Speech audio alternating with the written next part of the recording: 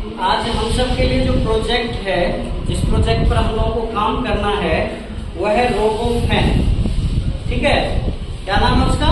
रोबोफैन। रोबोफैन functional device बनाने के लिए मैकेनिकल मॉड्यूल्स के कनेक्शन द्वारा की जाने वाली एक्टिविटी है जो इलेक्ट्रिकल एनर्जी को मैकेनिकल एनर्जी में परिवर्तित करती है। यानी इसका उद्देश्य है कि किस प्रकार जो है इलेक्ट्रिकल एनर्जी को मैकेनिकल एनर्जी में परिवर्तित किया जाता है। रोबोफैन के मदद से, इस प्रोजेक्ट के मदद से हम लोग ये चीज सीखेंगे। ठीक है, और रोबोफैन का जो कंसेप्ट है वो टेबल फैन पर आधारित है। टेबल फैन हम लोग अपने घर में चलाते हैं ना, टेबल फैन। तो इसका कंसेप्ट है कि टेबल फैन किस प्रकार से काम करता है। तो आज हम लोग रोबोफैन के मदद से, इस प्रोजेक्ट की मदद से हम लोग सीखेंगे। इसका जो उद्देश्य है इलेक्ट्रिकल एनर्जी को मैकेनिकल एनर्जी में कैसे परिवर्तित किया जाता है, इस प्रोजेक्ट का ये भी उद्देश्य है। इस प्रोजेक्ट की मदद से हम लोग ये भी देखेंगे कि इलेक्ट्रिकल एनर्जी किस प्रकार से जो है मैकेनिकल एनर्जी में परिवर्तित होता है। और फंक्शनल रोबोट बनाने के लिए मैकेनिकल मॉड्यूल का उपयोग कैसे किया जाता है। ठीक है, तो इसके लिए जो आवश्यक घटक है उस घटक का नाम बोर्ड पर लिख दिया गया है। इसके लिए कौन कौन सा घटक चाहिए हम लोगों को? स्मॉल सी प्लेट चाहिए, मीडियम प्लेट चाहिए, स्मॉल बार चाहिए, स्मॉल एल प्लेट चाहिए, पावर डिस्ट्रीब्यूशन बोर्ड चाहिए, रिमोट चाहिए हम लोगों के पास, मोटर चाहिए, अडेप्टर चाहिए, स्मॉल बोर्ड चाहिए, मोटर शाफ्ट चाहिए, एक्सल लॉक चाहिए और डेटा केबल चाहिए। सारा सामग्री हम लोगों के पास मौजूद है। ठीक है, और इसको सबसे पहले क्या किए, तुम लोगों के सामने तैयार करके लाए।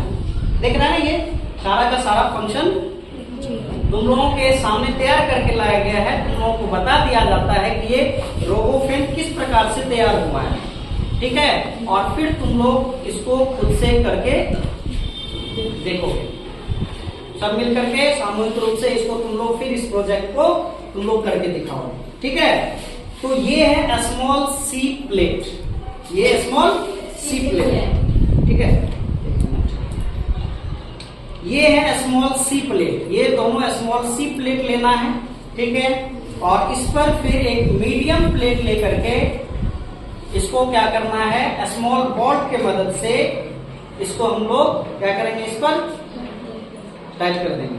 ठीक है, ये L plate small C plate पर क्या करेंगे, मीडियम प्लेट को हम लोग स्मॉल बोल्ट की मदद से इसको कस देंगे। ठीक है, और फिर इस पर क्या करेंगे हम लोग, ये जो एल प्लेट है इस एल प्लेट को फिर इस पर लगाएंगे। लग गया, इतना हम लोगों का तैयार हो गया यहां तक। उसके बाद फिर हम लोग क्या करेंगे, जो मोटर शाफ्ट है, जो मोटर को 60 गियर से जोड़ेगा, इसमें 60 गियर नहीं लिखा गया है बोर्ड पर, 60 गियर, 60 गियर